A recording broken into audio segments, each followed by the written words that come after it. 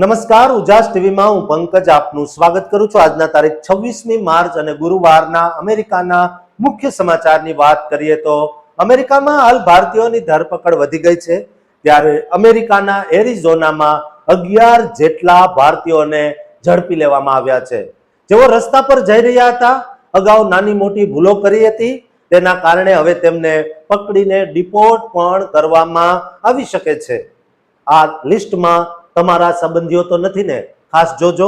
આ સિવાયના સમાચાર જોઈએ તો જગતના જમાદાર બનવામાં ખોટી ઉતાવળ કરી બેસેલા વિશ્વના સૌથી શક્તિશાળી નેતા ટ્રમ્પની લોકપ્રિયતા અમેરિકામાં જ ખાડે ગઈ છે। જે લોકપ્રિયતાનો દર સૌથી ઊંચો હતો તે ઈરાન યુદ્ધના કારણે તળિયે જઈને બેઠો છે। કેવી રીતે આવું થયું તેની વિગતે વાત કરીશું। આ ઉપરાંતના સમાચાર જોઈએ તો ઈરાન યુદ્ધની આગની અસર અમેરિકામાં વસતા આપણા ગુજરાતીઓને દજાડી રહી છે। અમેરિકામાં ગેસના ભાવ વધતા ગેસ સ્ટેશન અને મોટેલના વ્યવસાય સાથે સંકળાયેલા ગુજરાતીઓના ધંધા રોજગારને સીધી રીતે અસર કરી રહી છે। ગુજરાતીઓના ધંધાને ફટકો પડ્યો છે। જે ગેસ સ્ટેશન પર વાહનોની લાંબી લાઈનો રહેતી હતી, ત્યાં હવે ચકલા ઉડી રહ્યા છે। મોટેલો પણ ખાલી ખમ રહેવા લાગી છે, જેથી ધંધા રોજગારને માઠી અસર પડી છે। તેની વિગતે વાત કરીશું। ઉપરાંતના સમાચારમાં જોઈએ તો આપણા ગુજરાતીઓ અમેરિકાના સ્ટોરમાં નોકરી તો કરે છે, પણ ત્યાં પણ તેમના લખણ ઝળકાવે રહ્યા છે। સ્ટોરમાં એવા કાળા કામો ડોલરની લાલચમાં આવીને કરવા લાગ્યા છે કે હવે તેમને હથકડીઓ પણ પહેરાવીને વતન પરત કરવામાં આવે તો નવાય નહીં। 4 ગુજરાતીઓને સ્ટોરમાંથી પકડી લેવામાં આવ્યા છે। શું કામ આવું કરવામાં આવ્યું તેની સાથે, અને એ શું કરતા હતા એવું તેની વિગતે વાત કરીશું। આવા ગુજરાતીઓ એ ક્યાં કામ ત્યાં કર્યા તેની ડિટેલ્સમાં ચર્ચા કરીશું। તો ચાલો તમામ સમાચાર જોઈએ વિસ્તારથી। શું અમેરિકાના હાઈવે પર ડોલરની કમાણી કરવા નીકળેલા ગુજરાતી અને ભારતીય યુવાનો માટે હવે ત્યાંની ખાખી વર્દીનો ખોફ સપનાઓને રોળી નાખશે? જે હાથમાં વાહનના સ્ટીરિંગ હોય અને તેમના દિલમાં સુખ સાહેબીના સપના હોય, આજે એ જ હાથોમાં હથકડીઓ કેમ આવી ગઈ? અમેરિકાના એરિઝોના સ્ટેટમાં 11 ભારતીયની ધરપકડ કરીને તેમના ફોટા જાહેર વેબસાઇટ પર મૂકવા પાછળની આખી રમત શું છે? શું આ માત્ર કાયદાનું પાલન છે કે પછી સસ્તી મજૂરી કરી રહેલા ભારતીયો વિરુદ્ધ ટ્રમ્પ સરકારની કોઈ મોટી ચાલ? જ્યારે તમારી પાસે કાયદેસરનું લાયસન્સ હોય છતાં તમને ગુનેગારની જેમ પકડીને ડિપોર્ટ કરવાની તૈયારી કરવામાં આવે, ત્યારે લાચારી અને અન્યાયની વેદના કોઈના પણ કાળજાને કંપાવી દે તેવી છે। શું હવે અમેરિકામાં ડંકી રૂટથી ગયેલા યુવાનો માટે ટ્રક ચલાવવી એ જેલ જવાનું આમંત્રણ બની ગયું છે? આજે અમે વાત કરીશું નવા કાયદાની, જેણે હજારો ભારતીય ડ્રાઈવરોની ઊંઘ હરામ કરી દીધી છે। દોસ્તો, અમેરિકાથી અત્યંત ચિંતાજનક સમાચાર મળી રહ્યા છે, જે ખાસ કરીને ગુજરાત, હરિયાણા અને પંજાબના એ યુવાનો માટે છે જેઓ અમેરિકામાં ટ્રકિંગના વ્યવસાય સાથે જોડાયેલા છે। એરિઝોના સ્ટેટમાં બોર્ડર પેટ્રોલ એજન્સીએ 11 ભારતીય ટ્રક ડ્રાઈવરોની ધરપકડ કરી, અને પહેલી વાર એવું બન્યું કે એજન્સીએ આ તમામના ફોટા પોતાની વેબસાઇટ ઉપર પબ્લિકલી રજૂ કર્યા। આ ડ્રાઈવરો પાસે કોમર્શિયલ ડ્રાઇવિંગ લાયસન્સ અને કામ કરવાની પરમિશન હોવા છતાં તેમની ધરપકડ કરવામાં આવી, કારણ કે તેઓ મેક્સિકો બોર્ડરથી ડંકી રૂટ એટલે કે ગેરકાયદેસર રીતે અમેરિકામાં પ્રવેશ્યા હતા। ટ્રમ્પ સરકારના નવા નિયમ મુજબ હવે અમેરિકામાં ટ્રક માત્ર એ જ વ્યક્તિ ચલાવી શકશે જે અમેરિકાનો નાગરિક હોય, ગ્રીન કાર્ડ ધરાવતો હોય અથવા લીગલ વિઝા પર હોય। જો કોઈ વ્યક્તિ ગેરકાયદેસર રીતે ઘૂસી હોય અને તેની પાસે વર્ક પરમિટ હોય તો પણ તે ટ્રક નહીં ચલાવી શકે। આ કાયદા પાછળનું એક મોટું કારણ એ પણ માનવામાં આવે છે કે ભારતીય ડ્રાઈવર 8 થી 10 લાખ રૂપિયામાં કામ કરી લેતા હોય છે, જ્યારે અમેરિકન ડ્રાઈવરો 18 થી 20 લાખ રૂપિયા માંગે, જેના કારણે ગોરાઓની નોકરીઓ છીનવાઈ રહી છે।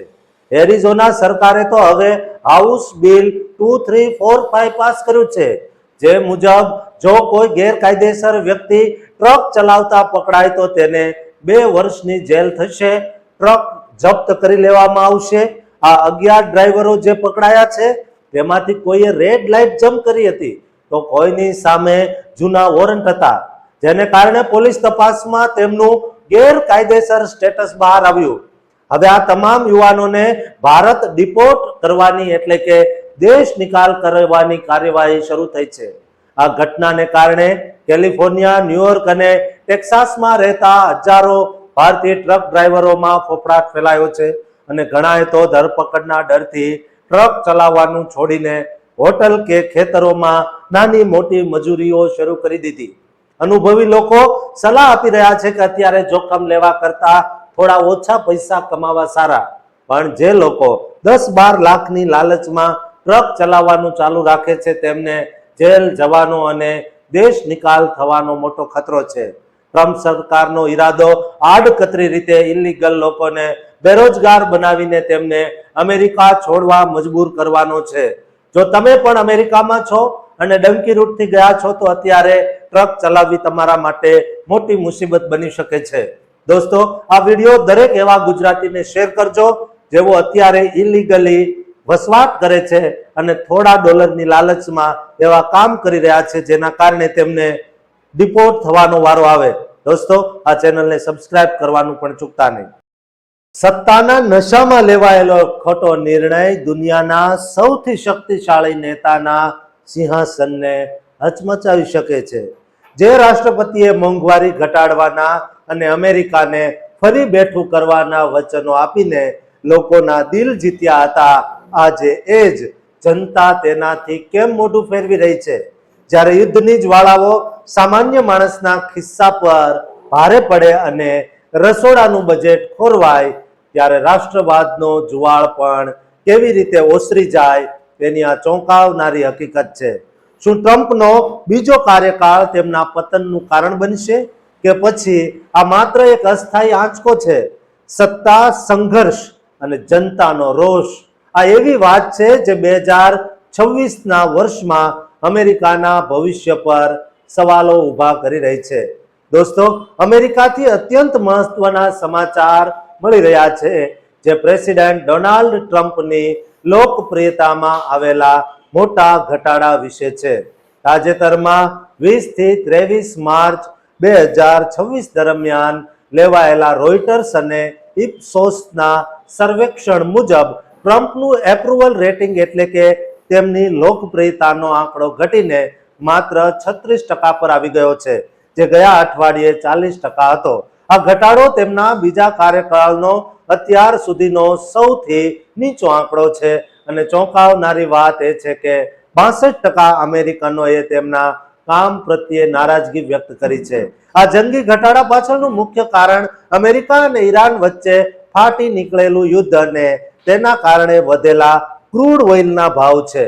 28 ફેબ્રુઆરી 2026ના રોજ જ્યારે અમેરિકા અને ઇઝરાયેલે ઈરાન પર સંયુક્ત હવાઈ હુમલા કર્યા ત્યારે લાગતું હતું કે આ સૈન્ય કાર્યવાહી સફળ રહેશે, પરંતુ તેનાથી સ્ટ્રેટ ઓફ હોર્મુઝમાં તેલના વહનમાં અવરોધ ઊભો થયો અને પરિણામે અમેરિકામાં પેટ્રોલ અને ગેસોલિનની કિંમતમાં પ્રતિ ગેલન $1નો તોતિંગ વધારો થયો. સામાન્ય અમેરિકનો હવે આ યુદ્ધથી કંટાળી ગયા છે કારણ કે માત્ર 35% લોકો જ આ હુમલાને સમર્થન આપી રહ્યા છે, જ્યારે 61% લોકો આ યુદ્ધના વિરોધમાં છે. ટ્રમ્પે 2024ની ચૂંટણીઓમાં વચન આપ્યું હતું કે તેઓ ફુગાવો અને જીવન નિર્વાહનો ખર્ચ ઘટાડશે, પરંતુ અત્યારે સ્થિતિ ઉલટી પડી ગઈ છે. આર્થિક વ્યવસ્થાપનના મામલે માત્ર 29% લોકો જ ટ્રમ્પ પર વિશ્વાસ ધરાવે છે, જે આંકડો ભૂતપૂર્વ રાષ્ટ્રપતિ જો બાઇડેન સમય કરતા પણ ઓછો છે. અમેરિકાની જનતાને અત્યારે અર્થતંત્ર કમજોર લાગી રહ્યું છે અને 63% લોકો માને છે કે દેશ ખોટી દિશામાં જઈ રહ્યો છે. માત્ર 25% અમેરિકનો એવા છે જેમને લાગે છે કે ટ્રમ્પ જીવન નિર્વાહનો ખર્ચ ઘટાડવામાં સફળ થશે. અન્ય સર્વેક્ષણો પણ આ વાતની સાબિતી આપે છે કે ઈરાન સાથેનું યુદ્ધ હવે ટ્રમ્પ માટે ગળાની ફાંસ બની ગયું છે. જે રીતે તેલના ભાવ વધી રહ્યા છે અને મોંઘવારી સામાન્ય માણસની કમર તોડી રહી છે, તેને જોતા આગામી દિવસોમાં ટ્રમ્પ સરકાર માટે મુશ્કેલીઓ વધી શકે છે. વચનો અને વાસ્તવિકતા વચ્ચેના આ અંતરને કારણે લોકોમાં રોષ છે અને જો યુદ્ધ જલ્દી બંધ નહીં થાય તો આ લોકપ્રિયતા હજુ પણ ટ્રમ્પની નીચે જઈ શકે છે. અત્યારે આખા વિશ્વની નજર અમેરિકાના અર્થતંત્ર અને ટ્રમ્પના આગામી પગલા પર છે, કારણ કે એક તરફ રણ મેદાનમાં સૈનિકો લડી રહ્યા છે, મરી રહ્યા છે, બીજી તરફ ઘર આંગણે ટ્રમ્પ પોતાની લોકપ્રિયતા બચાવવા માટે સંઘર્ષ કરી રહ્યા છે. આ પરિસ્થિતિ માત્ર અમેરિકા માટે જ નહીં પણ વૈશ્વિક બજાર માટે પણ ચિંતાનો વિષય છે. દોસ્તો, ટ્રમ્પને પ્રેમ કરનારા કે ધિક્કારનારાને આ વિડીયો શેર જરૂર કરજો અને આ ચેનલને સબસ્ક્રાઇબ કરવાનું ચૂકતા નહીં. અમેરિકાના રસ્તાઓ પર દોડતી જિંદગીને મોંઘવારીનું ગ્રહણ લાગી ગયું છે. કલ્પના કરો કે જે ગેસ સ્ટેશન પર ક્યારેય ગાડીઓની લાંબી લાઈનો ઓછી થતી નહોતી, ત્યાં આજે સન્નાટો કેમ છવાયેલો છે. 28 ફેબ્રુઆરીએ શરૂ થયેલા અમેરિકા ઈરાન યુદ્ધની જ્વાળાઓ 7 સમંદર પાર અમેરિકામાં વસતા ગુજરાતીઓના ખિસ્સા સુધી કેવી રીતે પહોંચી ગઈ, અને જો આ યુદ્ધ લાંબુ ચાલ્યું તો શું આ વ્યવસાય અને સપનાઓ રોળાઈ જશે? જ્યારે એક ગેસ સ્ટેશનનો માલિક એમ કહે છે કે ગ્રાહકો આવતા બંધ થઈ ગયા છે અને ધંધો ભાંગી ગયો છે, ત્યારે લાચારી પાછળનું અસલી કારણ શું? વૈશ્વિક તેલના 20% પુરવઠા પર લાગેલો આ બ્રેક શું અમેરિકાને ફરી એકવાર આર્થિક મંદીના ખાડામાં ધકેલી દેશે? સત્તાના સંઘર્ષ અને સામાન્ય માણસની હાડમારીની આ એવી વાસ્તવિકતા છે જે જાણીને તમે પણ ચોંકી જશો, કારણ કે આ માત્ર તેલના ભાવ નથી પણ આવનારા આર્થિક તોફાનના સંકેત છે, જે ખાસ કરીને ત્યાં ગેસ સ્ટેશન અને હોટેલ ઉદ્યોગ સાથે જોડાયેલા આપણા ગુજરાતી ભાઈઓ માટે ખૂબ જ મહત્વના છે. 28 ફેબ્રુઆરી 2026 થી શરૂ થયેલા અમેરિકા ઈરાન યુદ્ધને કારણે હોર્મુઝની ખાડી બંધ થઈ ગઈ છે, જેને વૈશ્વિક તેલના સપ્લાયને હચમચાવી દીધો છે. પરિણામે અમેરિકામાં ગેસના ભાવમાં પ્રચંડ વધારો ઝીંકાયો છે. 26 માર્ચ 2026ના લેટેસ્ટ ડેટા મુજબ નેશનલ એવરેજ વધીને $3.98 પ્રતિ ગેલન પર પહોંચી ગઈ છે, જે ફેબ્રુઆરીના અંત સુધી માત્ર $3 હતી, એટલે કે સીધો 33%નો વધારો થયો છે. ન્યૂ મેક્સિકો જેવા રાજ્યોમાં તો ભાવમાં 45% સુધીનો ઉછાળો જોવા મળ્યો છે. કેલિફોર્નિયાની સ્થિતિ તો વધુ ગંભીર છે, જ્યાં સ્ટેટ એવરેજ $5.79 પ્રતિ ગેલન સુધી પહોંચી ગઈ છે અને કેટલાક સ્ટેશનો પર તો ભાવ $6 ને પાર કરી ગયા છે. આ વધતા ભાવોની સૌથી વધુ અસર ગેસ સ્ટેશનના માલિકો પર પડી રહી છે, કારણ કે ગ્રાહકોની સંખ્યામાં ધરખમ ઘટાડો થયો છે. કેલિફોર્નિયાના આર્કો સ્ટેશનના મેનેજર સેમ લાલના જણાવ્યા મુજબ અત્યારે પંપ અને કન્વીનિયન્સ સ્ટોર બંને ખાલી છે, કારણ કે લોકો હવે ગેસ ઓછો ભરાવે છે અને સ્ટોરમાં ખર્ચ કરતા ડરે છે. અમેરિકામાં મોટા ભાગના ગેસ સ્ટેશનો ગુજરાતી માલિકોના છે અને તેમને અત્યારે ગ્રાહકોના ઘટતા વોલ્યુમને કારણે મોટું નુકસાન થઈ રહ્યું છે. એટલું જ નહીં, આની અસર Asian American hotel owners association એટલે કે ઓહા સાથે જોડાયેલા આપણા હોટેલ માલિકો પર પણ પડી રહી છે. યુદ્ધ અને આર્થિક અનિશ્ચિતતાને કારણે લોકોએ ટ્રાવેલિંગ ઘટાડી દીધું છે, ટ્રાન્સપોર્ટ ખર્ચ વધી રહ્યો છે અને લેબર કોસ્ટમાં પણ વધારો થયો છે. 87% અમેરિકનો માને છે કે આવતા મહિને ગેસના ભાવ હજુ પણ વધશે. જો આ યુદ્ધ લાંબુ ચાલશે તો ટ્રાન્સપોર્ટ કોસ્ટ વધવાને કારણે હોટેલ, રેસ્ટોરન્ટ અને અન્ય તમામ વ્યવસાયો પર માઠી અસર પડશે અને અમેરિકામાં રિસેશન એટલે કે મંદીનો ખતરો પણ તોળાઈ રહ્યો છે. અત્યારે સ્થિતિ એવી છે કે ગ્રાહક અને વ્યવસાય બંને પીસાઈ રહ્યા છે. જે રીતે તેલના ભાવ આસમાને પહોંચી રહ્યા છે, તેને જોતા આગામી દિવસોમાં ધંધાકીય આયોજન કરવું મુશ્કેલ બની રહ્યું છે.